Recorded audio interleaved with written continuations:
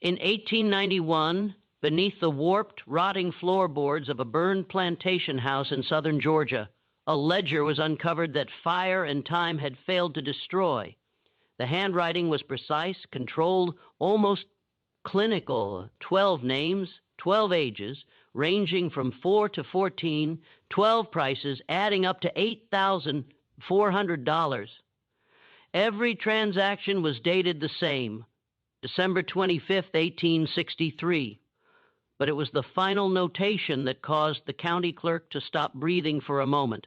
A single word, written in different ink, scrawled in a trembling hand that barely resembled the steady script that filled the rest of the book. That word pointed toward events uncovered in the days after Christmas, discoveries that would upend every belief about justice, responsibility, and how much evil could be contained within one night. The name on the ledger belonged to a man called Silas Harrove. By the morning of December 26, those who knew him insisted he had changed completely. Some called it divine punishment. Others whispered about something darker, something that had come for him in the shadows of that holy night, while the world celebrated peace and goodwill, and he committed an act so brutal that even hardened men refused to speak of it aloud. Yet the truth, hidden in sworn testimonies, private letters, and the fractured memories of those who survived, is far more disturbing than any superstition, because what happened to Silas Harrove was not supernatural. It was horrifyingly human. And what makes this story even more unsettling is that every detail can be traced to documented records, witness statements, and physical evidence that remained long after everyone involved had vanished into dust. Before we continue with the story of Silas Harrove and the 12 children whose lives were sold for profit on the holiest day of the year, I invite you to subscribe to this channel and turn on notifications so you never miss stories like this one. And leave a comment telling us what state or city you're listening from. We love knowing where our audience is. Now, let's uncover what truly happened on that Christmas night in 1863. The Hargrove Plantation sat 7 miles south of Valdosta, Georgia, on land that had been in the family since 1809. By 1863, it was one of the few states in the region still operating at near full capacity, despite the war that had been tearing the nation apart for nearly 3 years. While other planters had lost their labor force to Union raids or Confederate conscription, Silas Hargrove had managed to keep his operation intact through a combination of brutal discipline and geographic isolation. The plantation house itself was an imposing 2-story structure with white columns that had long since grayed with neglect, the paint peeled in long strips, revealing wood darkened by decades of humidity and heat. 6 windows faced the front yard, their glass warped with age, reflecting distorted images of anyone who approached. The roof sagged slightly in the middle, and during heavy rains, water would drip through the ceiling of the second-floor hallway, creating a rhythmic sound that echoed through the empty rooms. Surrounding the main house were the quarters, 23 small cabins arranged in 2 rows, each housing multiple families. The cabins were constructed of rough-hewn pine logs chinked with mud and moss that had to be replaced every spring. Each cabin measured roughly 12 by 14 feet and housed anywhere from 4 to 8 people. There were no windows, only wooden shutters that could be propped open during the day. The floors were packed dirt, and the roofs were made of cypress shingles that leaked during storms. Beyond the quarters stood the cotton fields stretching toward a line of pine trees that marked the edge of Harrove land. 300 acres of cotton, though only about 200 were actively cultivated by 1863. The soil was red clay, difficult to work, and the yields had been declining for years. But Silas refused to acknowledge the decline, insisting in his ledgers that the land was as productive as it had been in his father's time. Between the fields and the quarters stood the work buildings, a cotton gin house, a blacksmith's forge, a carpentry shop, a smokehouse, and a large barn that stored equipment and served as a punishment site when Silas deemed it necessary. The gin house was the largest structure on the property aside from the main house, a cavernous building with a dirt floor and massive wooden gears that separated cotton fiber from seed. The sound of the gin during harvest season was deafening, a constant grinding and clanking that could be heard for miles. Silas Harrove was 47 years old in December of 1863. He stood just under 6 feet tall with a thin frame that had grown thinner over the years. His hair, once dark brown, had turned mostly gray, and he wore it combed straight back from a high forehead. His face was angular, all sharp lines and prominent bones, with deep-set eyes that rarely made direct contact with anyone. He had a habit of pursing his lips when he was thinking, creating deep lines around his mouth that made him look perpetually disapproving. Those who dealt with him in business described him as methodical, cold, and obsessed with maintaining control. He kept detailed records of everything: crop yields, weather patterns, expenditures, and the names, ages, and estimated values of every enslaved person on his property. His ledgers filled an entire bookshelf in his study, each one labeled by ye, AR, and category. He would spend hours reviewing them, making notations in the margins, calculating projections for future harvest. But there was something else in those ledgers, something that wouldn't be discovered until after his death. Interspersed among the business entries were personal observations written in a smaller, more cramped handwriting, brief notes about the people he enslaved. Ruth's boy Marcus shows aptitude for carpentry. Bess, age 4, sickly, may not survive winter. Thomas learning blacksmith trade, value increasing. These weren't compassionate observations. They were assessments, the same way a farmer might note which livestock were thriving and which were failing. Silas had been raised to view slavery as a natural order, an economic necessity, and a social structure ordained by God. His father, Nathaniel Hargrove, had owned a plantation before him and had instilled in Silas a rigid worldview. There were those who were meant to lead and those who were meant to serve. Questioning this order was not only foolish but dangerous. It threatened the entire foundation of their society. Nathaniel had died in 1856, leaving the plantation to Silas, his only surviving son.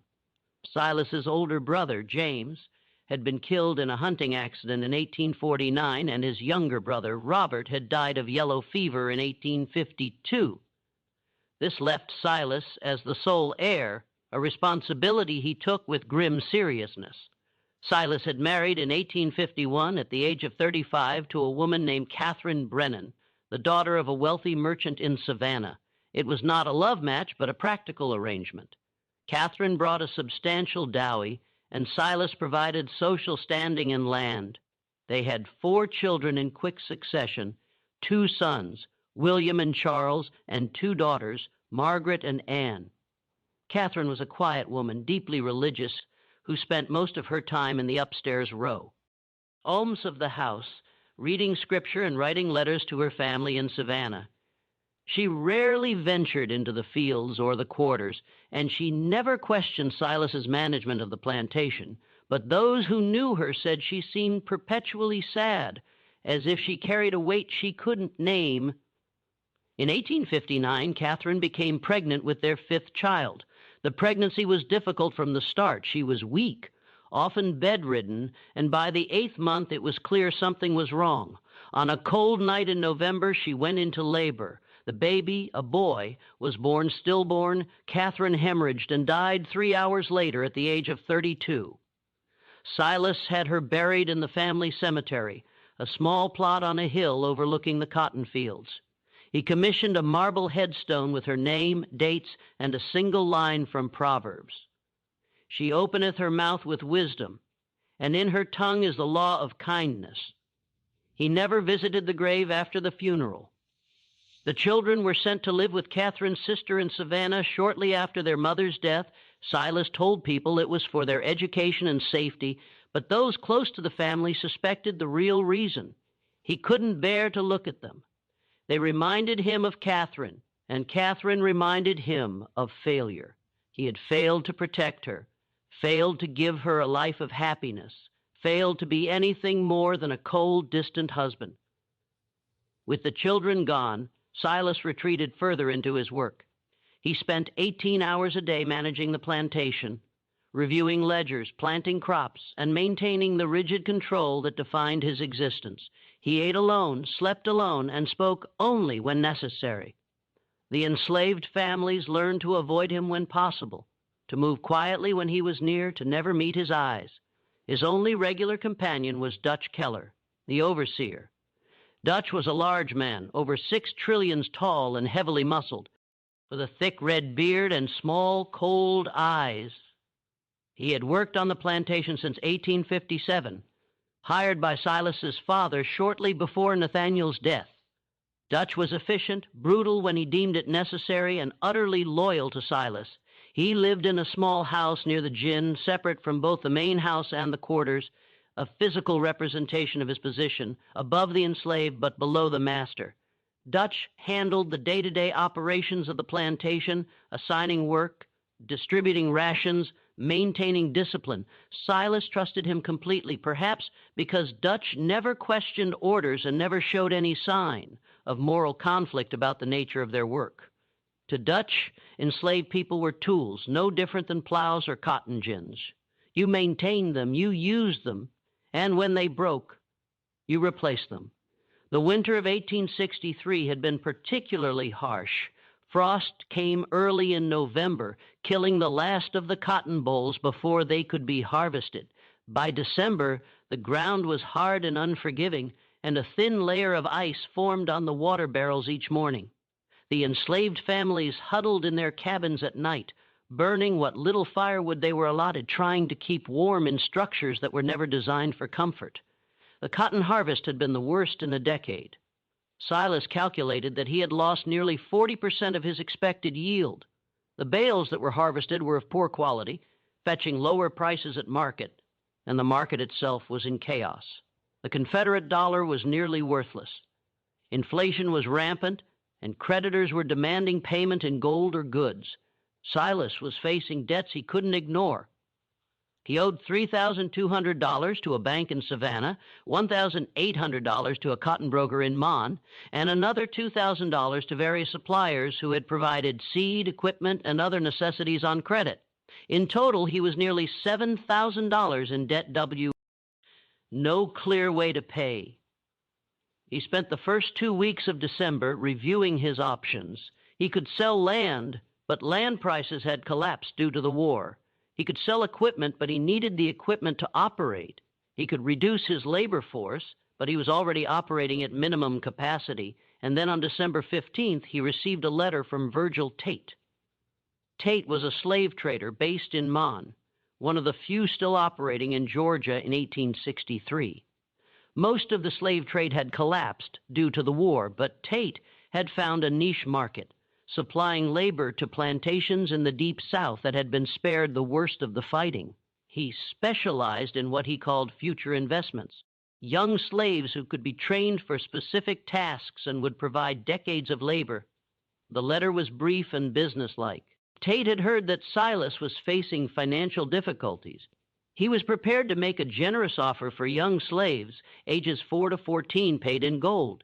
He would take as many as Silas was willing to sell, no questions asked, with payment on delivery. Silas read the letter 3 times.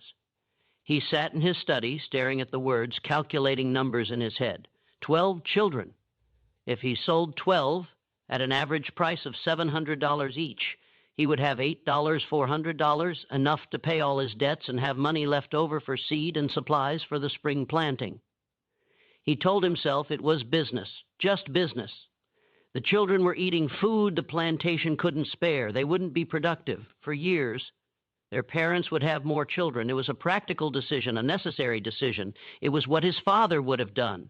He wrote back to Virgil Tate that same evening, agreeing to the sale, 12 children, ages 4 to 14, to be delivered on December 25th, Christmas Day, payment in gold on delivery. He sealed the letter and gave it to Dutch to post the next morning. Then he read himself a glass of whiskey and returned to his ledgers, trying to ignore the small, persistent voice in the back of his mind that whispered he was making a mistake. The selection process began on December 18th, exactly 1 week before Christmas. Silas woke before dawn, as he always did, and spent an hour in his study reviewing the plantation records. He had a list of all the children on the property, 37 in total, ranging in age from infants to 16-year-olds. He needed to choose 12. The criteria were simple. They had to be healthy, between 4 and 14 years old, and from families that wouldn't cause too much trouble. Silas knew that selling children would provoke grief and anger, but he calculated that some families would be easier to manage than others. Families with multiple children would be less devastated by the loss of one. Families with strong male figures might resist, so he would avoid taking their children if possible. He made his preliminary selections on paper, writing 12 names in his ledger. Then he called for Dutch. Dutch arrived at the study just after sunrise, his breath visible in the cold morning air. Silas showed him the list and explained the plan. Dutch listened without expression, then nodded. "When do you want to tell them?" Dutch asked Christmas Eve, Silas said. "No point in giving them time to make trouble." "They'll make trouble anyway," Dutch said. "You're taking their children. Then we'll deal with it," Silas said. "But the sale is happening. Tate will be here Christmas morning with the gold." Dutch nodded again and left. Silas sat alone in his study, staring at the list of names. 12 children, 12 lives that would be uprooted, separated from their families, sold to strangers. He felt a flicker of something, not quite guilt, but unease. He pushed it down and returned to his calculations. Over the next 2 days, Silas walked through the quarters and the work areas, observing the children on his list. He watched them play, work, interact with their families. He was looking for signs of illness, weakness, or behavioral problems that might reduce their value. The first child on his list was Bess, a 4-year-old girl who lived with her mother, Sarah, and 2 older siblings in cabin number 7. Bess was small for her age, with large dark eyes and a quiet demeanor. She rarely spoke, even to other children, and spent most of her time clinging to her mother's skirts. Silas noted that she appeared healthy despite her size, and her youth made her valuable. She could be trained for domestic work and would provide decades of service. The second was Marcus, a 6-year-old boy who lived with his mother, Ruth, and his grandmother in cabin number 12. Marcus was energetic and curious, always asking questions, always exploring. Ruth was a strong woman, one of the most capable workers on the plantation, and Silas knew that taking her son would devastate her. But Marcus was healthy, intelligent, and would fetch a good price. The third was a girl named Lily, age 7, who lived with her parents and 3 younger siblings in cabin number 3. Lily helped her mother with the younger children and was already learning to sew and cook. She was quiet and obedient, traits that would make her valuable in a domestic setting. The fourth was a boy named Samuel, age 8, who lived with his father, a blacksmith named Joseph, and his mother in cabin number 15. Samuel was apprenticing with his father, learning the trade, and showed considerable skill for his age.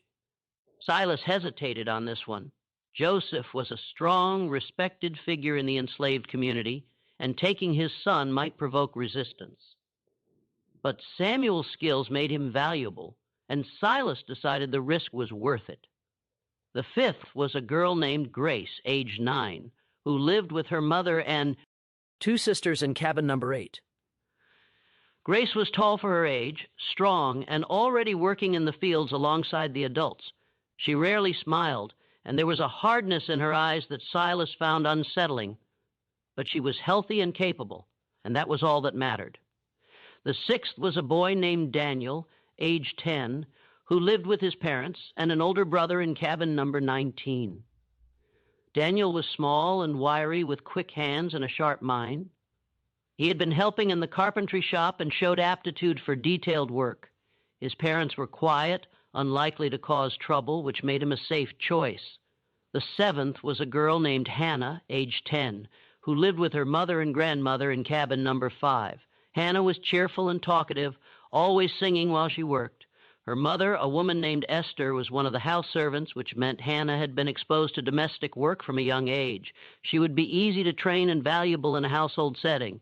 The eighth was a boy named Isaac, age 11, who lived with his parents and 3 younger siblings in cabin number 21. Isaac was serious and responsible, often taking care of his younger siblings while his parents worked. He was literate. His mother had secretly taught him to read using a Bible she had hidden. Though Silas didn't know this, Isaac's intelligence and maturity made him valuable. The ninth was a girl named Abigail, age 12, who lived with her mother and two younger brothers in cabin number 9. Abigail was beautiful with delicate features and a graceful manner. Silas knew that her appearance would make her valuable, though he didn't allow himself to think too deeply about why. She was quiet and obedient, unlikely to cause trouble. The 10th was a boy named Elijah, age 12, who lived with his parents and an older sister in cabin number 14. Elijah was strong and hardworking, already doing a full day's labor in the fields. He rarely spoke, keeping his thoughts to himself, but there was an intensity in his eyes that made Silas uncomfortable. Still, his strength and work ethic made him valuable. The 11th was a girl named Rebecca, age 13, who lived with her mother and younger sister in cabin number 6. Rebecca was skilled in sewing and cooking, and she helped care for younger children in the quarters. She was mature for her age, with a quiet dignity that set her apart. Her mother was a widow, which meant there would be no father to cause trouble. The 12th was Thomas, age 14, who lived with his parents in cabin number 17. Thomas was the oldest on the list, nearly a man, and he had been apprenticing with the plantation blacksmith for 3 years. He was skilled, strong, and intelligent. He was also the most likely to resist, but his value was too high to pass up. 12 children, 4 girls, 8 boys, ages 4 to 14.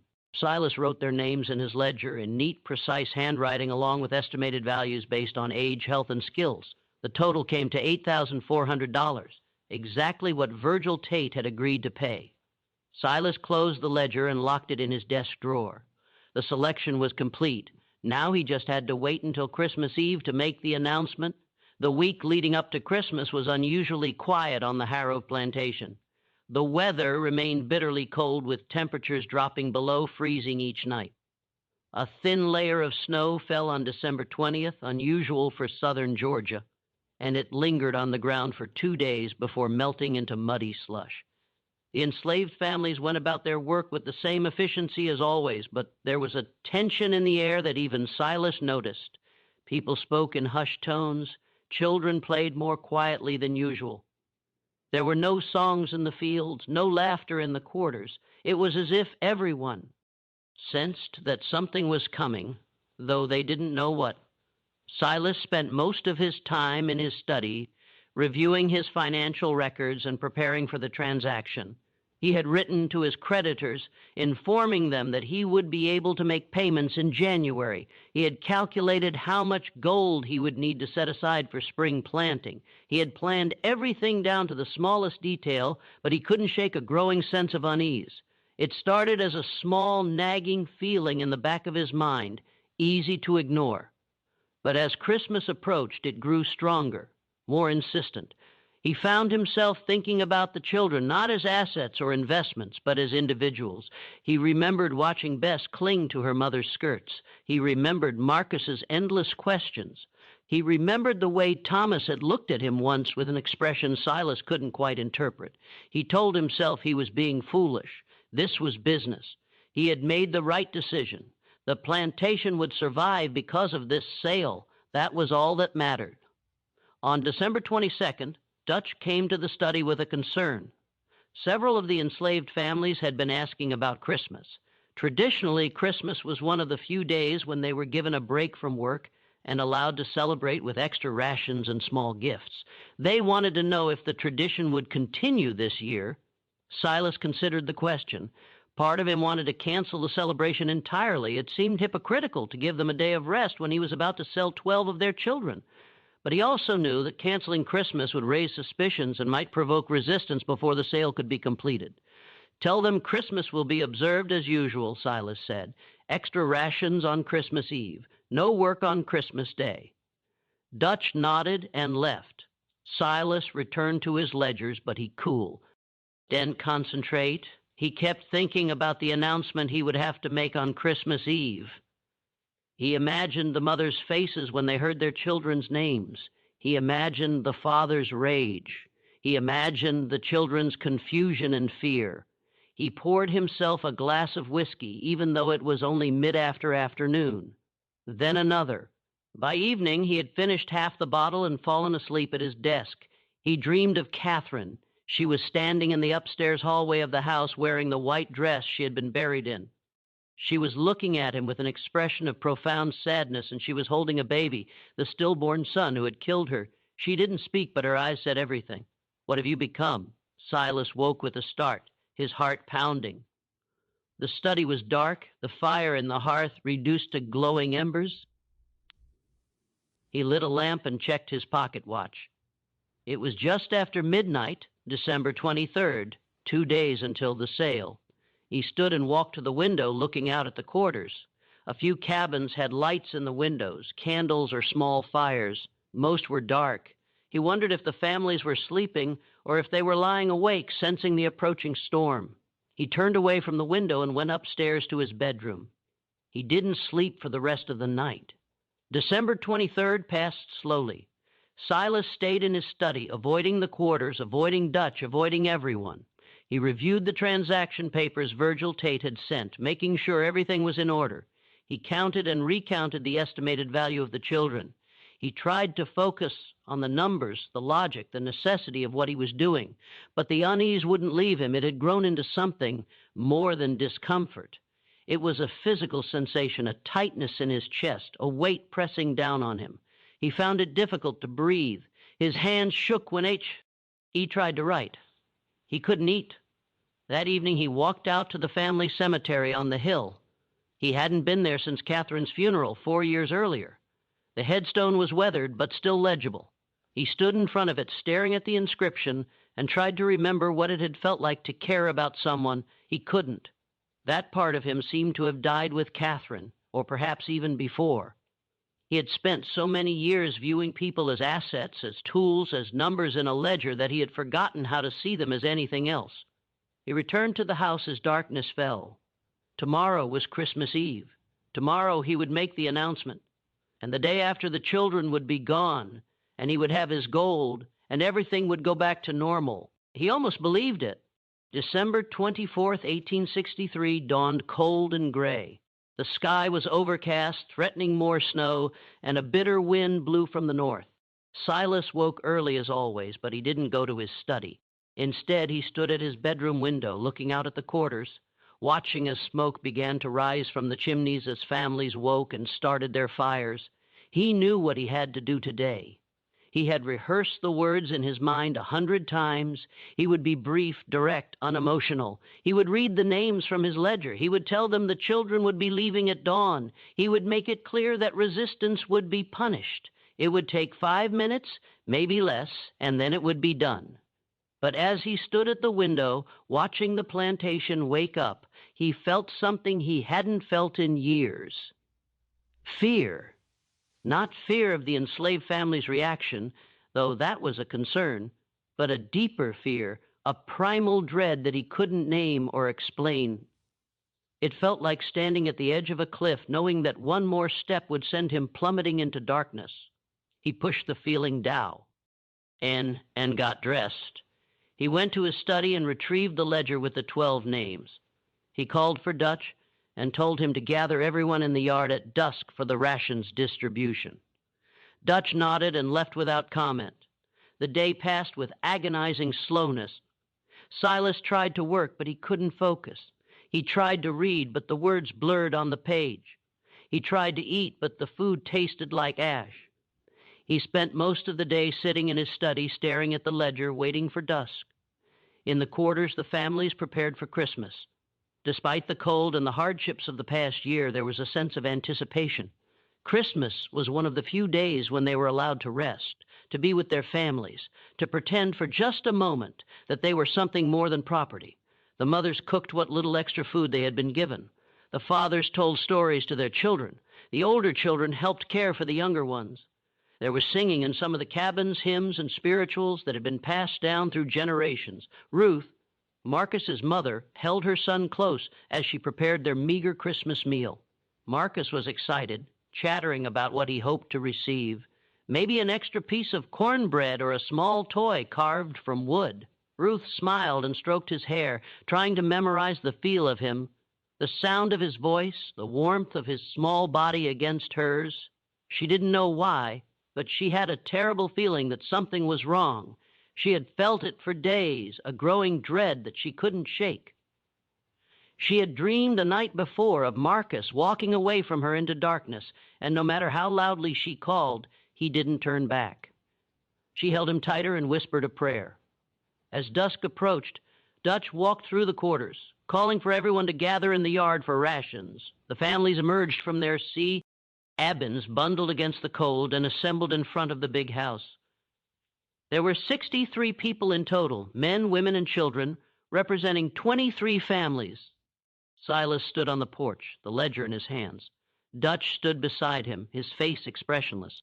The enslaved families waited in silence, their breath visible in the cold air. Silas opened the ledger. His hands were shaking, and he gripped the book tighter to steady them.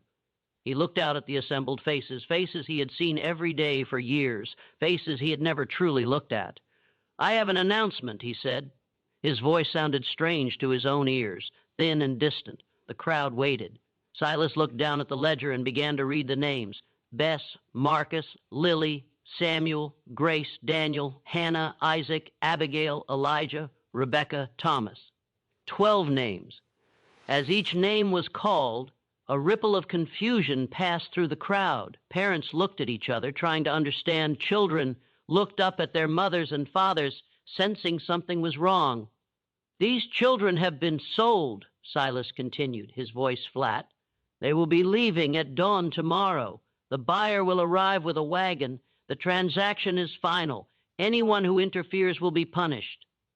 For a moment there was absolute silence. The words hung in the cold air, incomprehensible, and then slowly the meaning sank in. The first sound was a gasp, a sharp intake of breath from one of the mothers, then another, and then the wailing began.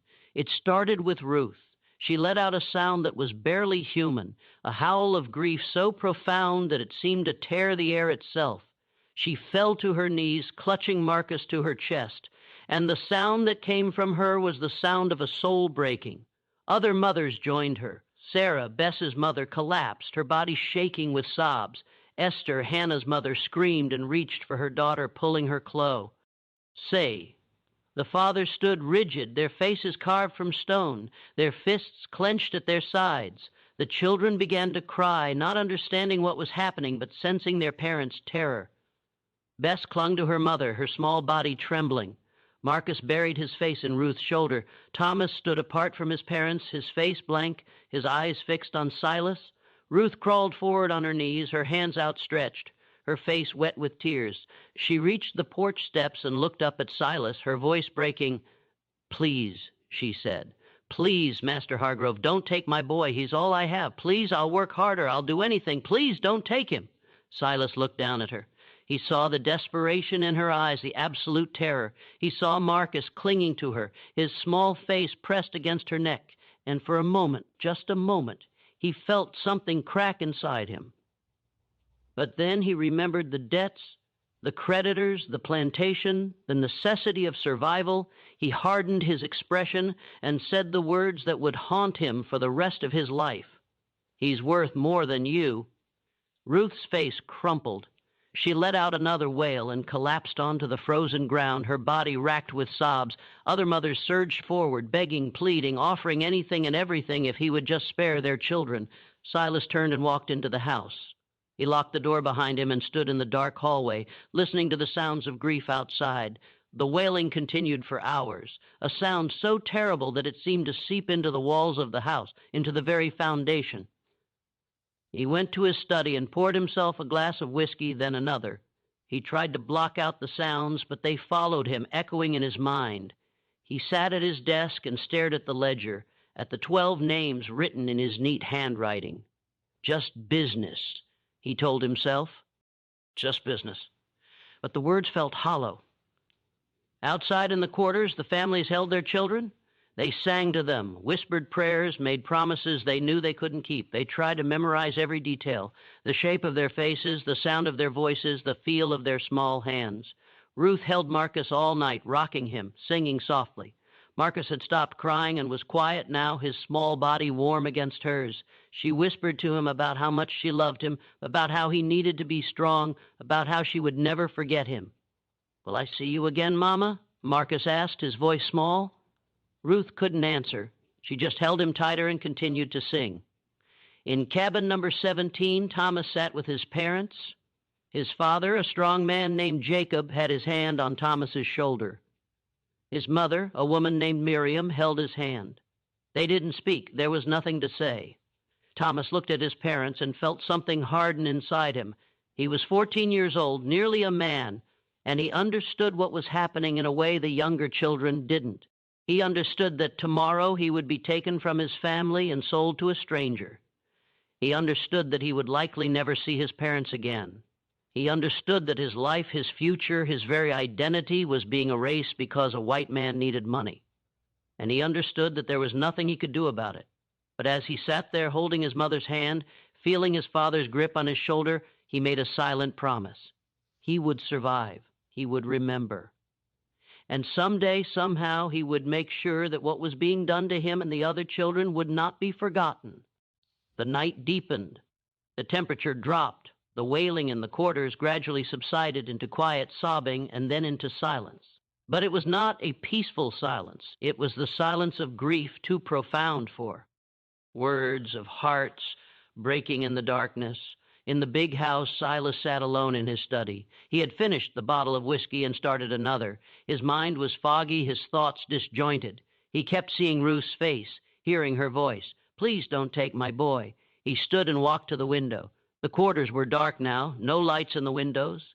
He wondered if anyone was sleeping or if they were all lying awake, holding their children, counting down the hours until dawn. He turned away from the window and was about to return to his desk when he heard it. A knock at the door. 3 soft, deliberate strikes. Silas froze. It was just after midnight. Who would be knocking at this hour? He assumed it was Dutch, perhaps with news about the arrival time or a concern about potential resistance. He walked through the dark hallway to the front door and opened it. No one was there. The porch was empty. The yard beyond was still, illuminated by a half moon that cast long shadows across the frozen ground. Silas stepped outside, his breath visible in the cold air. He looked left, then right. Nothing. He was about to go back inside when he saw them, 12 figures standing at the edge of the yard where the grass met the dirt path leading to the quarters. Small figures, children. For a moment, Silas thought the enslaved families had sent the children to plead for themselves. He felt a surge of anger. This was manipulation, an attempt to make him feel guilt. He stepped off the porch and started toward them, ready to send them back and punish whoever had orchestrated this. But as he got closer, he realized something was wrong. The children weren't moving. They stood perfectly still, arranged in a line, their faces tilted upward toward the house, and they were silent, completely unnaturally silent. No crying, no pleading, no sound at all. "Get back to the quarters," Silas said, his voice sharp. Now none of them moved. He was 10 feet away when he recognized them. Bess, the 4-year-old, her small body rigid. Marcus, Ruth's son, his face blank. Thomas, the blacksmith's apprentice, his eyes fixed on Silas. All 12 children from the list, standing in the exact order he had written their names in the ledger. "I said, get back," Silas repeated. "Louder now." His voice echoed in the stillness. The children didn't respond. They didn't blink. They simply stared at him with expressions he couldn't read. Not fear, not defiance, but something else. Something that made his skin prickle despite the cold. And then slowly they began to move. Not toward him, not away. They simply turned in perfect unison and started walking toward the cotton fields. Silas stood frozen, watching them disappear into the darkness beyond the reach of the moonlight. His heart was pounding, though he couldn't explain why. They were just children, enslaved children who would be gone by noon tomorrow. This changed nothing, but as he stood there in the cold, watching the darkness where they had vanished, he felt that fear again, the primal dread that had been growing all day. It was stronger now, almost overwhelming. He went back inside, locked the door, and returned to his study. He poured another glass of whiskey and tried to steady his shaking hands. Just children, he told himself. Just a trick to make me feel guilty. It won't work, but he couldn't shake the image of their faces, the way they had stared at him, the absolute silence, the way they had moved in perfect unison, as if controlled by a single mind. He tried to return to his ledger, but the numbers blurred. He tried to sleep, but every time he closed his eyes, he saw them standing in that line, their small bodies rigid, their eyes fixed on him. At 2 a.m, he heard singing. If you're feeling the weight of this store, imagine how those families felt on that Christmas Eve. Before we continue to the most disturbing part of this night, take a moment to like this video and share it with someone who appreciates true historical mysteries. Your support helps us bring these forgotten stories to light. Now, let's discover what happened when Silas heard that singing in the darkness. The singing was faint at first, barely audible over the wind that rattled the windows of the big house. It seemed to come from everywhere and nowhere at once, a melody that Silas didn't recognize, sung in voices too young to carry such weight. The tune was slow, mournful, with a rhythm that felt wrong, discordant, like a hymn sung backward, or a lullaby twisted into something dark. Silas stood in his study, the whiskey glass frozen halfway to his lips. He listened, trying to determine where the sound was coming from. It seemed to drift through the walls like smoke, seeping into every corner of the house. He went to the window and looked out. The yard was empty. The quarters were dark, but the singing continued, rising and falling in waves that made his chest tighten. He grabbed his coat and a lantern and went outside. The moment he stepped off the porch, the singing stopped. The silence that followed was worse. It was total oppressive, as if the world itself had stopped breathing. No wind, no insects, no distant sounds of animals in the woods, no creaking of trees or rustling of leaves, just silence, so complete that Silas could hear his own heartbeat pounding in his ears. He held the lantern high and walked toward the quarters. His boots crunched on the frozen ground, each step unnaturally loud in the stillness. He expected to find the families awake, perhaps gathered in one of the cabins, perhaps singing to comfort themselves. But every door was closed, every window dark. He knocked on the nearest door cabin, number 7, where Bess lived with her mother, Sarah. No answer. He knocked again, harder. Still nothing. He pushed the door open. Inside, Sarah lay on a pallet with her 2 older children, all 3 of them asleep, but it wasn't a normal sleep. Their breathing was shallow, almost imperceptible, and they didn't stir when Silas called out. He moved closer and shook Sarah's shoulder. She didn't wake. Her skin was warm, her pulse steady, but she was completely unresponsive, as if trapped in some deep, unnatural slumber. Silas backed out of the cabin, his heart racing. He moved to the next cabin, then the next, the same in each one. Every adult, every child except the 12 he had selected was asleep in this same deep, unnatural way. He called their names, shook them, even splashed water on their faces. Nothing worked. They simply lay there breathing shallowly, trapped in sleep, except the 12 children. The 12 children were gone. Silas felt the first real threat of panic. He told himself it was absurd. They were hiding, playing some kind of game, or perhaps their parents had hidden them before falling into this strange sleep. But the panic remained, cold and insistent, spreading through his chest like ice water. He searched the quarters, the barn, the storage sheds, the gin house, nothing. He walked to the edge of the cotton fields, holding his lantern high, and called their names. His voice was swallowed by the darkness, as if the night itself was absorbing the sound. And then he saw the light. Deep in the fields, perhaps 100 yards away, a small fire burned. It was low to the ground, flickering weakly but unmistakable against the darkness. Silas started toward it, his boots crunching on the frozen earth, his breath coming in short gasps. As he got closer, he saw them. The 12 children sat in a perfect circle around the fire. They weren't moving, weren't speaking. They sat, their faces illuminated by the flames, staring into the fire as if hypnotized. The light cast strange shadows on their faces, making them look older, almost ancient. "What are you doing?" Silas demanded, his voice breaking the silence. "Get up. Get back to the quarters now." None of them looked at him. They continued to stare into the fire, their expressions blank. He stepped closer, anger overriding fear. "I said, get up." One of the children, Thomas, the oldest, finally turned his head. His eyes met Silas's, and for the first time the boy spoke. "We're waiting." His voice was calm, almost conversational, but there was something underneath it that made Silas's skin crawl. "Waiting for what?" Silas snapped. Thomas didn't answer immediately. He simply looked at Silas with an expression that was neither hostile nor afraid. It was something else, something that looked almost like pity. "For you to see us," Thomas said quietly. "I see you," Silas said. "You're sitting in my field in the middle of the night." "Now get up before I know," Thomas interrupted. "You don't see us. You've never seen us." "Not really." Silas felt his anger spike. "I don't have time for this nonsense. Get up now." He reached down and grabbed Thomas's arm, intending to drag him to his feet. But the moment his hand made contact, Thomas looked up again, and this time his expression was different. Not blank, not empty, but filled with something Silas couldn't name, a depth of understanding that no 14-year-old should possess. "You sold us," Thomas said quietly, "on Christmas." The words hit Silas like a physical blow. He released the boy's arm and stepped back. "It's business," Silas said, but his voice sounded weak, even to himself. "You don't understand. It's just business. I have debts, the plantation." "We understand," Thomas said, and then in a voice that didn't sound like a 14-year-old boy, he added, "Do you?" The fire went out, not gradually, not flickering and fading. It simply vanished as if someone had thrown a blanket over it.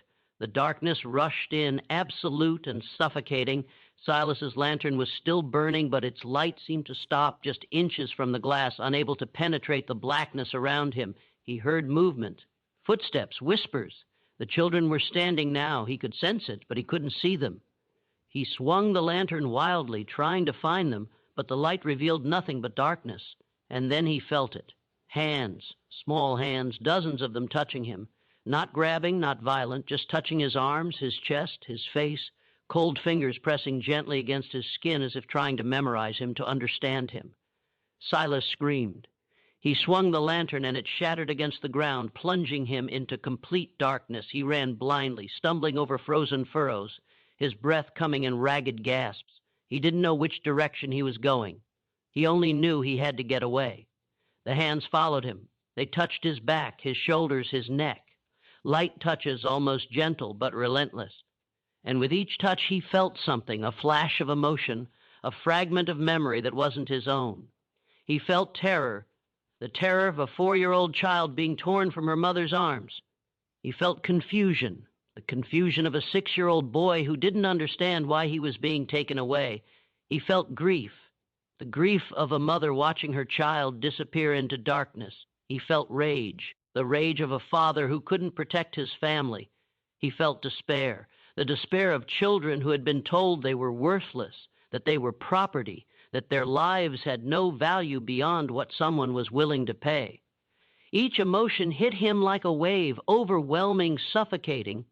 He tried to push them away, to block them out, but they kept calm.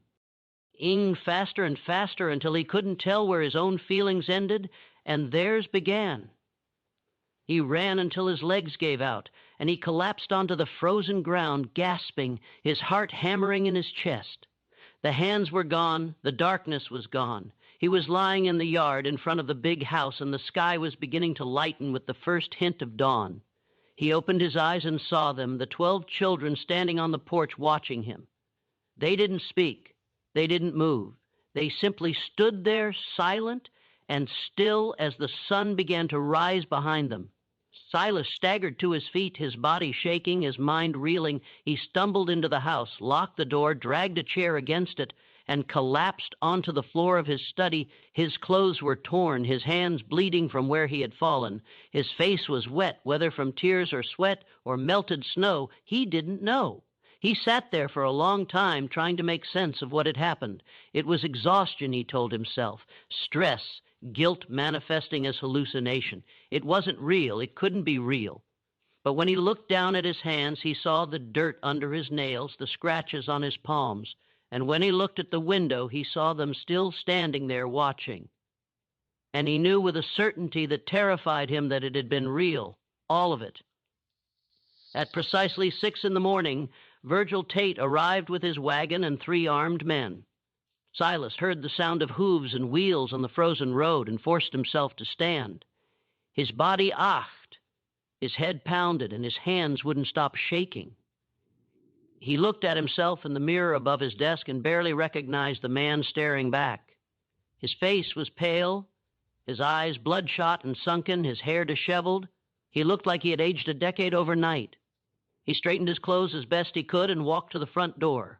He took a deep breath, trying to steady himself, and opened it. Virgil Tate was a large man, over 6 trillions tall and heavily built, with a thick black beard and cold, calculating eyes. He wore a long coat and a wide-brimmed hat, and he carried himself with the confidence of a man who had done this transaction 100 times before. Behind him, 3 men sat on the wagon, all armed with rifles, all watching Silas with expressions of bored indifference. "Harrove," Tate said, his voice gruff, "you have them ready." Silas opened his mouth to respond, but no words came out. He looked past Tate to the yard where the 12 children still stood in a line, exactly as they had been, waiting. But something was different now. In the growing light of dawn, he could see their faces clearly, and what he saw made his breath catch in his throat. They weren't blank anymore. They weren't empty. Their eyes were filled with something he finally recognized, something he had been too blind to see before: humanity. They were children, just children. Children who were terrified, confused, grieving, children who had families, who had dreams, who had futures that were being stolen from them, children who were exactly like his own sons and daughters, except for the color of their skin and the accident of their birth. And he was about to sell them on Christmas morning for gold? "Well," Tate said impatiently, "let's done. I have another stop in Thomasville." Silas looked at the children, at Bess, the 4-year-old, her small body trembling, at Marcus, Ruth's son, his eyes wide with fear, at Thomas, the blacksmith's apprentice, who was looking at him with that same expression of understanding, of pity. And in that moment, Silas Hargrove understood something that would haunt him for the rest of his life. They knew exactly what he was. They knew what he had chosen, and they knew that he would have to live with it. The weight of that knowledge was crushing. It pressed down on him, suffocating him, and he realized that this was what they had shown him in the darkness: not revenge, not punishment, but truth, the simple, unbearable truth of what he was doing. He thought about the gold, about the debts, about the plantation, about everything he had told himself to justify this decision. And he realized that none of it mattered. None of it was worth this. "No," Silas said quietly. Tate frowned. "What?" "No," Silas repeated louder now. His voice was shaking, but there was a firmness underneath it that surprised even him. "The sale is off." Tate's expression darkened. "The hell it is. We have a contract. I have your signature. You take this gold or I take those children and you get nothing." Silas looked at the leather satchel in Tate's hand, the satchel containing $8,400 in gold coins, enough to save the plantation, enough to pay his debts, enough to secure his future. Then he looked at the children again, at their faces, at their eyes. "Take your gold and leave," Silas said. Tate stared at him for a long moment, his jaw clenched. "You're a fool, Hargrove. You'll lose everything." "I know," Silas said. And he did. He knew that without the gold he would default on his debts. The creditors would seize the plantation. He would lose everything his family had built over 3 generations. He would be ruined. But he also knew that if he went through with this sale, he would lose something far more important. He would lose whatever remained of his humanity. He would become something he could never come back from. Tate spat on the ground. "Your funeral." He turned to his men. "Let's go. We're wasting time here." The wagon turned and started back down the road. The sound of hooves and wheels faded into the morning. Silas stood on the porch, watching them disappear, and felt something inside him break and form at the same time. He looked at the children. Slowly, one by one, they turned and walked back toward the quarters. By the time the sun was fully up, they were gone. Silas stood on the porch for a long time after the children left, staring at the empty yard. The sun was rising, casting long shadows across the frozen ground, and the world was beginning to wake up. He could hear sounds from the quarters now, doors opening, voices calling out the normal sounds of morning. He realized that whatever had happened during the night, whatever strange sleep had fallen over the plantation, was over. The families were waking up, and they would want answers. Silas went inside and walked to his study. He sat at his desk and stared at the ledger, at the 12 names written in his neat handwriting. He picked up his pen, dipped it in ink, and drew a single line through each name. Then at the bottom of the page he wrote 3 words: Sale Canlet, debt remains. He closed the ledger and locked it in his desk drawer. Then he stood and walked back outside. The families were emerging from the quarters now, confused and disoriented. They had woken to find themselves in their cabins with no memory of how they got there or what had happened during the night. The last thing they remembered was the announcement on Christmas Eve. The grief, the wailing, the terror of knowing their children would be taken at dawn. But dawn had come, and their children were still there. Ruth was the first to see Marcus. He was standing outside their cabin, looking tired and confused, but unharmed. She ran to him and swept him into her arms, sobbing, checking him for injuries, unable to believe he was really there. Other mothers did the same, finding their children, holding them, weeping with relief and confusion. The children couldn't explain what had happened. They remembered standing in the yard, remembered walking tea. Oh, the fields remembered sitting around a fire, but after that, everything was blank until they woke up at dawn. Dutch Keller emerged from his house near the gin, looking as confused as everyone else. He had fallen asleep at his desk the night before and woken to find it was Christmas morning. He walked to the big house and found Silas standing on the porch. "What happened?" Dutch asked. "Where's Tate? Did the sale go through?" "No," Silas said. "I canceled it." Dutch stared at him. "You what?" "I canceled the sale," Silas repeated. "The children are staying, but the debts." "I'll figure it out," Silas said. His voice was flat, emotionless. But there was a finality to it that made Dutch realize there was no point in arguing. Dutch shook his head. "You've lost your mind." "Maybe," Silas said. "Or maybe I just found it." Dutch left, muttering under his breath.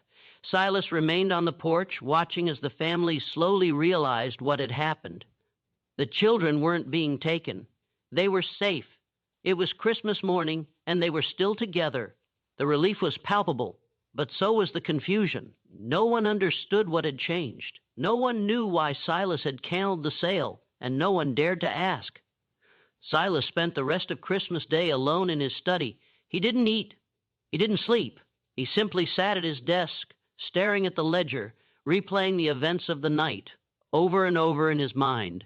The children in the yard, the fire in the fields, the hands in the darkness, the emotions that had overwhelmed him. Terror, confusion, grief, rage, despair. He had felt what they felt. He had experienced for just a moment what it was like to be them, to be powerless, to be property, to be seen as less than human, and it had broken something in him that could never be repaired. The days following Christmas of 1863 were marked by a strange, heavy silence on the Harrow Plantation. The enslaved families returned to their work, but something had shifted. They moved through their tasks with the same efficiency, but there was a new quality to their presence, a quiet dignity, a sense of having witnessed something that couldn't be undone. Silas Hargrove did not leave the big house for 3 days. Dutch Keller tried to speak with him on December 27th, knocking on the study door and asking about the plantation's operations. Silas didn't respond. Dutch could hear him inside, moving around, but the door remained locked. On the 28th, Dutch left a tray of food outside the door. It sat there untouched until the 29th, when Silas finally emerged. Those who saw him said he looked like he had aged a decade. His face was gaunt, his eyes sunken and red, rimmed with dark circles that spoke of sleepless nights. His hands trembled when he tried to hold a pen. His clothes hung loosely on his frame as if he had lost weight in just a few days. He didn't speak to anyone.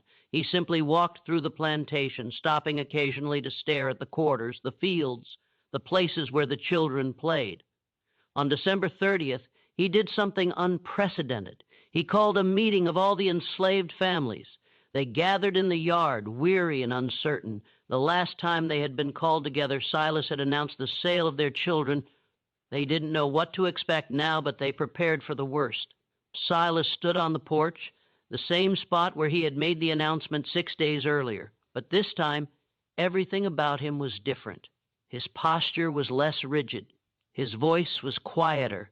And when he spoke, there was something in his tone that none of them had ever heard before. Uncertainty, humility, perhaps even shame. "I'm giving you a choice," he said. The families exchanged glances, confused. Enslaved people didn't get choices. Anyone who wants to leave can leave. Silas continued. His voice was steady, but there was an undercurrent of emotion that threatened to break through. "I won't stop you. I'll give you papers saying you're free. You can go north, find the Union lines, start over. Anyone who wants to stay can stay. I'll pay wages. Not much, but something. Real money, not script. And the children?" He paused, his voice catching. "The children will go to school. I'll hire a teacher. They'll learn to read and write." The silence that followed was profound. No one moved, no one spoke. They simply stared at him, trying to understand if this was real or another cruel trick. "I know you don't trust me," Silas said, and for the first time his voice broke slightly. "I don't blame you. I've given you no reason to trust me, but I'm telling you the truth. You're free to choose, and whatever you decide, I won't punish you for it." He turned and went back inside, leaving them standing in the yard, stunned. Over the next week, the families discussed what to do. Some were suspicious, believing this was a trap. Others were cautiously hopeful. A few were simply too exhausted to care. They had survived this long, and they would continue to survive, whatever Silas's motivations might be. In the end, 11 families left. They packed what little they had, a few clothes, some cooking implements, blankets, and walked north toward the promise of Union protection. It was winter. The roads were dangerous, and they had no guarantee of safety. But they chose to take the risk rather than stay on a plantation where they had been treated as property for so long. 12 families stayed, not because they trusted Silas, but because they had nowhere else to go. Winter was brutal for those without shelter, and the roads were full of Confederate patrols who would capture and re-enslave any black person without papers. Staying was the practical choice, even if it meant remaining in a place filled with painful memories. Silas kept his word. In early January, he hired a teacher, a widow from Valdosta named Mrs. Calloway. She was in her 52nds, educated, and had been struggling to make ends meet since her husband's death. Silas offered her room and board, plus a small salary, to teach the children 3 times a week. Mrs. Calloway was skeptical at first. She had heard stories about Silas Harrove, about his coldness and his reputation as a harsh master. But when she arrived at the plantation and saw the children, saw their eagerness to learn, their bright eyes and quick minds, she agreed to take the position. She set up a small schoolroom in one of the unused storage buildings. She taught reading, writing, arithmetic, and history. The children were hungry for knowledge, absorbing everything she taught them with an intensity that moved her to tears. Thomas, the 14-year-old blacksmith's apprentice, was her star pupil. He could already read a little. His mother had secretly taught him using a Bible, and he quickly advanced beyond the basics. Within weeks, he was reading at a level that would have been impressive for any child his age, enslaved or free. Silas also began paying wages. They were small, just a few dollars a month per family, but they were paid in gold, not Confederate script. For people who had never been paid for their labor, who had never had money of their own, it was a profound change. He stopped carrying a whip. He stopped entering the quarters uninvited. He stopped issuing punishments for minor infractions. The plantation continued to operate, but the atmosphere had changed. There was less fear, less tension. People still worked hard, but they worked with a sense of purpose rather than terror. But Silas himself was changing in ways that went beyond policy. Those who observed him closely noticed that he seemed haunted. He would stop in the middle of a task and stare into the distance as if seeing something no one else could see. He would wake in the middle of the night and walk through the plantation, stopping at the edge of the cotton fields, staring into the darkness. He began attending church in Valdosta. sitting in the back pew, never speaking to anyone. He would arrive just as the service started and leave the moment it ended, avoiding conversation, but he listened intently to every sermon, especially those about redemption, forgiveness, and the weight of sin. Dutch Keller left in February of 1864. He told anyone who would listen that Silas had lost his mind.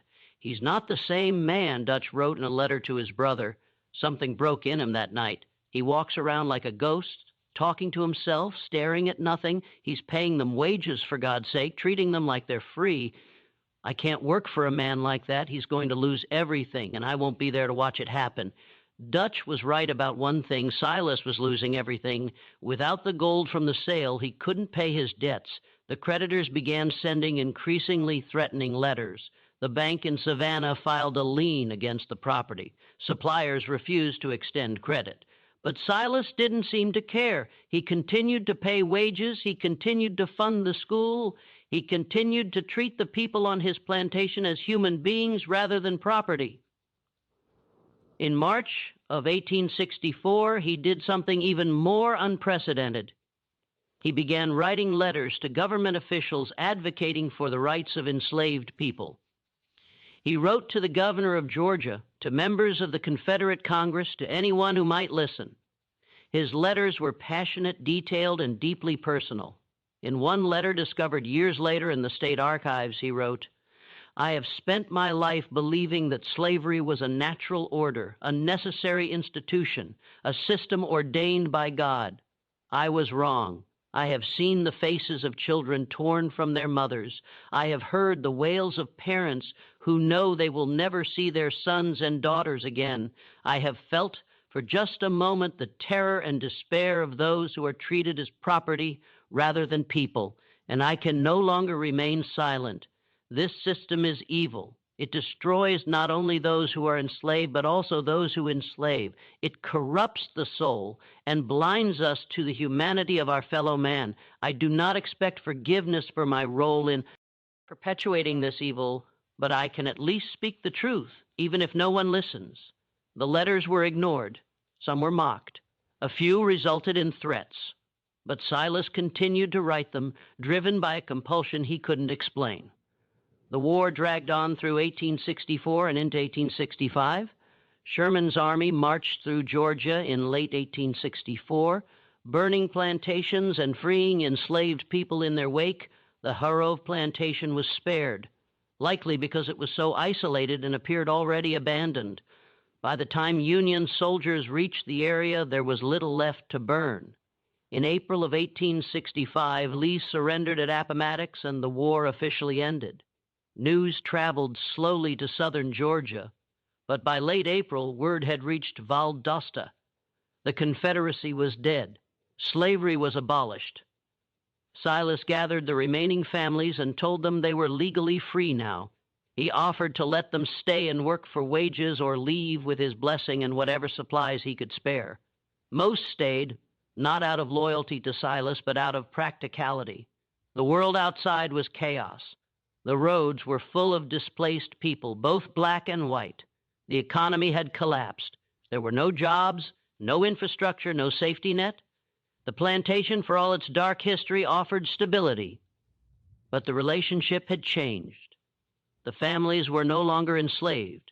They were workers, employees, people with agency and choice, and Silas treated them as such. He began dividing the plantation land, offering plots to families who wanted to farm independently. He provided seed, tools, and advice. He helped them establish their own small farms, even though it meant reducing the size of his own operation. In 1867, he sold most of the remaining plantation land to the families who had stayed, offering them terms so generous that a lawyer in Valdosta accused him of financial suicide. The lawyer was probably right. Silas sold the land for a fraction of its value, accepting payment in installments over 10 years with no interest. "Why are you doing this?" the lawyer asked him. "You're giving away everything your family built." Silas looked at him with those haunted eyes and said, "Because it was never mine to begin with." He kept only the big house and a few acres around it. The rest, nearly 300 acres, was divided among 12 families for 12 children. It wasn't a coincidence. Silas lived alone in the big house, refusing to remarry or reconnect with his own children in Savannah. He wrote to them occasionally, but they rarely responded. They had built new lives, and Silas was a reminder of a past they wanted to forget. He spent his days reading, writing, and walking the fields. He continued to attend church, continued to write letters advocating for the rights of formerly enslaved people, continued to live with the weight of what he had done. And every Christmas Eve he would stand in the yard at midnight in the exact spot where he had seen the 12 children, and he would stay there until dawn. No one knew what he was doing. Some thought he was praying, others thought he was keeping vigil. A few believed he was waiting for something or someone to return. Mrs. Calloway, who continued to teach at the school even after the war ended, once asked him about it. "Why do you stand out there every Christmas Eve?" she asked. Silas was silent for a long time. Then he said, "Because I need to remember." "Remember what?" "What I almost did, what I was, and what they showed me, the children." Silas nodded. "They didn't curse me, they didn't harm me, they simply made me see, made me feel what they felt, and it changed me in a way I can't explain. Every Christmas Eve I stand in that spot and remember, because if I forget, even for a moment, I might become that man again." In 1872, Silas Hargrove fell ill. It started as a persistent cough in October, then progressed to fever and weakness by November. By December, he was bedridden, his body frail, but his mind still sharp. Mrs. Calloway visited him regularly, bringing him food and medicine, sitting with him when he was too weak to be alone. She had grown to respect him over the years, though she never fully understood him. He was a man haunted by his past, driven by guilt and a desperate need for redemption. "Do you have any regrets?" she asked him one afternoon in mid-December, sitting beside his bed. Silas was silent for a long time, staring at the ceiling. Then he said, "Only one. That it took me so long to see them as human. The children, all of them," Silas said. "Every single person I owned. I told myself it was business. I told myself it was the way things were. I told myself I was a good master, that I treated them well compared to others. But that night, he trailed off, his eyes distant. That night, they showed me what I really was, and I couldn't unsee it." "What did they show you, Mrs.?" Calloway asked gently. Silas looked at her, his eyes filled with something between sorrow and terror. "That I was the monster, not them, me. I was the one who stole lives, who destroyed families, who treated human beings as property. And the worst part is I did it all while believing I was righteous, that I was doing what was necessary, what was natural. They showed me the truth, and it destroyed me. But it also saved me." "Saved you from what?" "From becoming something I could never come back from."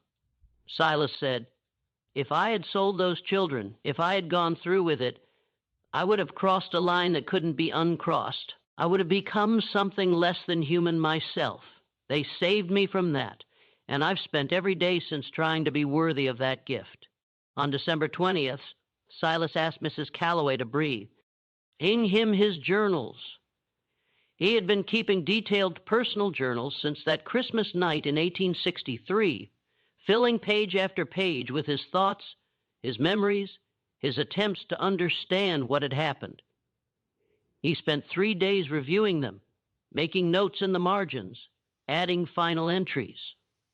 On December 23rd, he sealed them in a metal box and gave them to Mrs. Calloway. "Keep these safe," he said. "Someday someone might want to know what really happened, what I did, and what they did to save me from myself." "Who are they?" Mrs. Calloway asked. "The 12, Silas said. "The children. They're grown now, scattered across the country.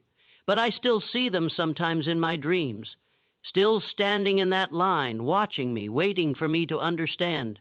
"Do you understand now?" Silas smiled, a sad, weary smile. "I'm beginning to." On December 24th, 1872, exactly 9 years after the night he had tried to sell the 12 children, Silas Hargrove died. It was just after midnight Christmas morning. Mrs. Calloway was with him, holding his hand when he took his last breath. His final words were barely a whisper. "Forgive, The families who had stayed on the plantation buried him in the small cemetery on the hill, not far from where Catherine had been buried 13 years earlier. They marked his grave with a simple stone that bore only his name and dates. No epitaph, no flowery language, just the facts. But they also did something unexpected. They planted 12 small trees around his grave, one for each of the children he had almost sold. Oak trees, strong and enduring, that would grow tall and provide shade for generations to come. It was a gesture that confused outsiders. Why would formerly enslaved people honor the man who had once owned them, who had once tried to sell their children? But those who had lived through that Christmas night understood. Silas Harrove had been a monster, yes, but he had also been a man who had changed, who had spent the last 9 years of his life trying to atone for his sins. He hadn't succeeded. Some sins are too great for atonement, but he had tried. And in a world where most slaveholders never acknowledged their crimes, never changed their ways, never showed even a hint of remorse, that meant something. In 1891, a fire swept through the old plantation house. It had been abandoned for years, slowly decaying, the windows broken, the roof collapsing, the walls covered in vines. No one was surprised when it finally burned. Lightning strike, most people assumed, or perhaps a vagrant's campfire that got out of control. But when county officials came to assess the damage and determine if the property was safe, they found something in the ruins. Beneath the charred floorboards of the study, they discovered a metal box. It was scorched, but intact, sealed tight against the flames. Inside were Silas's journals, not the business ledgers, but personal journals he had kept from 1863 until his death. The county clerk, a man named William Brennan, no relation to Silas's late wife, took the journals back to his office and began to read them. What he found disturbed him so deeply that he sealed the journals and refused to discuss them publicly for years. The entries from December 1863 were the most disturbing. Silas had written about the night of the 25th in excruciating detail. The children in the yard, the fire in the fields, the hands in the darkness, the overwhelming emotions that had flooded through him. But he had also written something else, something that Brennan found so unsettling that he questioned his own sanity for believing it. In the final entry from that night, written in the early hours of December 26th, Silas had described what he believed had happened. They didn't speak, but I heard them, not with my ears, but with something deeper. They asked me a question over and over in voices that weren't voices. Do you see us not as property, not as numbers in a ledger, but as children, as human beings, as souls with the same capacity for pain, fear, and love as my own children? And I realized with a horror I cannot describe that I had never truly seen them, not once. I had looked at them every day of my life and never truly seen them. And that night they made me see. They made me feel what they felt. The terror of being torn from their mothers, the confusion of being sold like animals, the absolute helplessness of being a child with no power, no voice, no future. They didn't curse me, they didn't harm me. They simply made me see. And it broke something in me that can never be repaired. Brennan read this passage multiple times trying to understand it. Was Silas describing a hallucination, a psychological break, or something else? He continued reading. In subsequent entries, Silas had written about his transformation, his attempts to atone, his ongoing struggle with guilt, but he kept returning to that night, trying to understand what had happened. In an entry from March 1864, Silas wrote, I have spent months trying to rationalize what happened that night. I have told myself it was exhaustion, stress, guilt manifesting as hallucination. But I cannot escape the feeling that it was real, that somehow those 12 children found a way to show me the truth of what I was doing, not through violence or revenge, but through empathy. They made me feel what they felt, and in doing so, they saved me from becoming something irredeemable. In an entry from December 1865, he wrote, I stood in the yard again tonight on the anniversary of that night. I half expected them to appear to stand in that line and watch me as they did 2 years ago, but they didn't come, perhaps because they don't need to. I see them every day in every child face, in every parent's love for their child. They are always with me, reminding me of what I almost did, of what I was, and of what I must never become again." And in one of his final entries written just days before his death, Silas wrote, "I am dying. I can feel it in my bones, in the weakness that grows stronger each day. I am not afraid of death. I am afraid of judgment. Not the judgment of God, though that terrifies me as well, but the judgment of those 12 children, now grown, scattered across this country. Did I do enough? Did my attempts at atonement mean anything? Or was I simply a monster trying to ease his conscience before the end? I don't know. I will never know. But I hope, I pray that they can forgive me, not for what I did, because that is unforgivable, but for what I almost did, and for spending the rest of my life trying to be better than the man I was." Brennan closed the journal and sat in silence for a long time. He didn't know what to make of it. The story was too strange, too disturbing, too impossible to believe, and yet there was something about Silas's words, about the raw honesty and pain in them, that made him think it might be true. He decided to investigate further. He began tracking down descendants of the families who had lived on the Harrow Plantation, interviewing them, asking about their memories and the stories passed down through their families. What he discovered complicated the narrative even further. Several descendants mentioned the night the children walked, describing it as a real event, not a hallucination. They said their grandparents or great-grandparents had spoken of it, had described waking up on Christmas morning to find their children safe with no memory of the night before.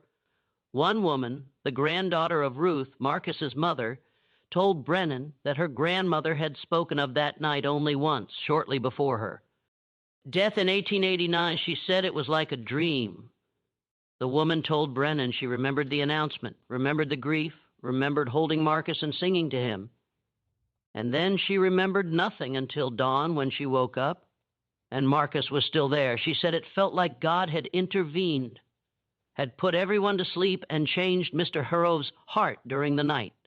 She never understood how or why, but she was grateful for it every day of her life. Another descendant, the grandson of Thomas, the blacksmith's apprentice, told a different story. "My grandfather didn't talk about that night much," he said, "but he told me once that he and the other children had been taken to the fields, that they had sat around a fire, and that Mr. Harrow had come to them. He said they had shown him something. He wouldn't say what, and that it had changed him. My grandfather said it wasn't magic or anything supernatural. He said it was just truth. They had shown Mr. Hargrove the truth of what he was doing, and he couldn't live with it anymore." Brennan compiled all of this information into a report, but he never published it.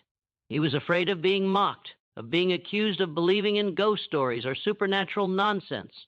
He sealed the journals and the report in the county archives, where they remained for decades.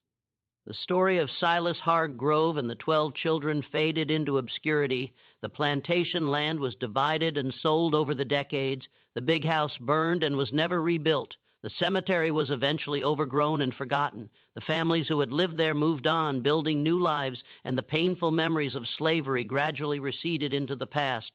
But the story didn't disappear entirely. It was passed down through families, whispered in hushed tones, told to children as a cautionary tale or a story of redemption. The details changed over time, as stories do. Oh, but the core remained the same. A man who had been willing to sell children on Christmas Day, and the night that changed him forever. In 1923, a historian researching Reconstruction-era Georgia tracked down 3 of the 12 children, now elderly, and asked them about their experiences on the Harrow Plantation. 2 refused to discuss it. The third, a woman named Bess, the youngest of the 12, who had been only 4 years old that Christmas, agreed to speak, but only briefly. "I don't remember much," she said, her voice thin and wavering with age. "I was too young. But I remember my mama holding me that night, crying like the world was ending. And I remember waking up the next morning and everything was different. Mr. Harrow was different, like something had died in him. My mama said it was a miracle. She said God had touched his heart, but I don't think it was God. When the historian asked what she thought it was, Bess was quiet for a long time. Then she said, 'I think he finally saw us, really saw us, and it killed the part of him that could live with what he'd done.' She died 3 weeks later at the age of 64. She was the last of the 12 children to pass away. In 1979, a historian named Dr. Raymond Collier published a book titled The Christmas Reckoning, Guilt and Redemption on a Georgia Plantation. He had discovered the sealed journals in the county archives and spent years researching the story, tracking down descendants and piecing together what had happened. In the book, Dr. Keir argued that Silas Hargrove had experienced what we would now call a severe psychological crisis, triggered by the moral weight of his decision to sell the children. He suggested that the events of Christmas night were likely a combination of sleep deprivation, stress, and a guilty conscience manifesting as vivid hallucinations. But he also included testimonies from the descendants that complicated that explanation. Several of them mentioned that their grandparents or great-grandparents had spoken of the night the children walked, describing it as a real event, not a hallucination. They said the children had been found in the fields at dawn, cold and disoriented, with no memory of how they got there. Dr. Collier couldn't explain that. He noted it in his book as an unresolved discrepancy and moved on. But in his private notes discovered after his death in 2003, he wrote something different. I don't know what happened on that plantation on Christmas night, 1863. I've spent years trying to find a rational explanation, and I can't. The testimonies are too consistent, the details too specific. Either an entire community conspired to create an elaborate fiction, or something happened that defies easy explanation. I'm a historian. I deal in facts, but sometimes facts lead you to places where reason can't follow. Maybe Silas Hargrove did hallucinate. Or maybe for one night, 12 children found a way to make a man see the truth of what he was doing. Not through violence, not through revenge, but through the simple, unbearable act of being seen, of being recognized as human. And maybe that was more powerful than any punishment could ever be. The Hargrove plantation no longer exists. The land was subdivided and sold over the decades, and now it's a mix of farmland and residential properties. The big house burned in 1891, and nothing was ever rebuilt on the site. The cemetery where Silas was buried was eventually overgrown and forgotten, though local historians believe they have identified its location, but the 12 oak trees remain. In 2015, a land survey team working in the area discovered a cluster of 12 massive oak trees arranged in a circle on a small hill. The trees were estimated to be over 140 years old, dating back to the 1870s. At the center of the circle, partial. Buried and covered in moss was a weathered gravestone bearing the name Silas Hargrove and the dates 1816-1872. The discovery sparked renewed interest in the story. Local historians researched the site and confirmed that it was indeed the old Hargrove Plantation Cemetery. The 12 oak trees, they concluded, had been planted around Silas's grave shortly after his death. The site is now protected as a historical landmark. Visitors can walk among the oak trees, which have grown massive and majestic, their branches intertwining overhead to create a natural cathedral.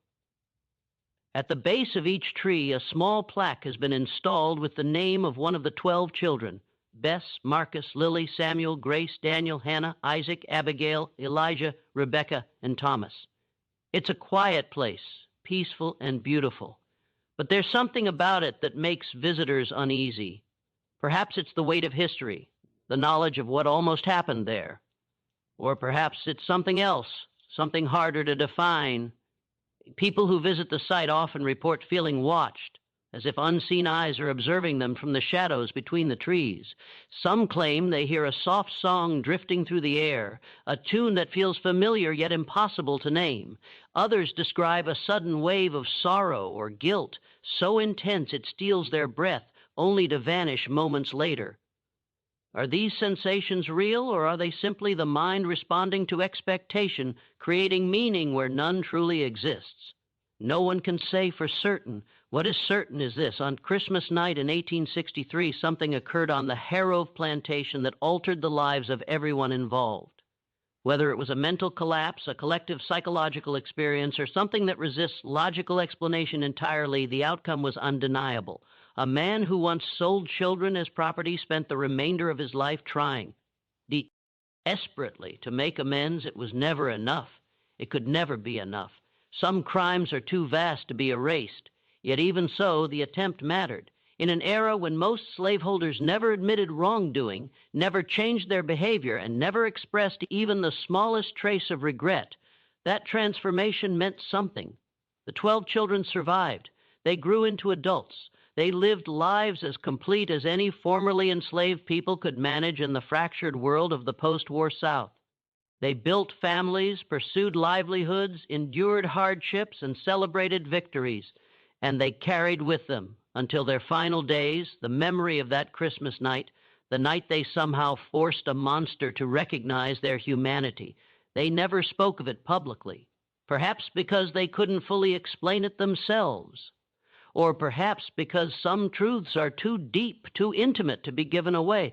But they remembered, their descendants remembered, and now, through this story, so do we, not as a legend of divine punishment or ghostly revenge, but as a testament to something far more unsettling and powerful: the force of empathy, the burden of guilt, and the fragile possibility of redemption.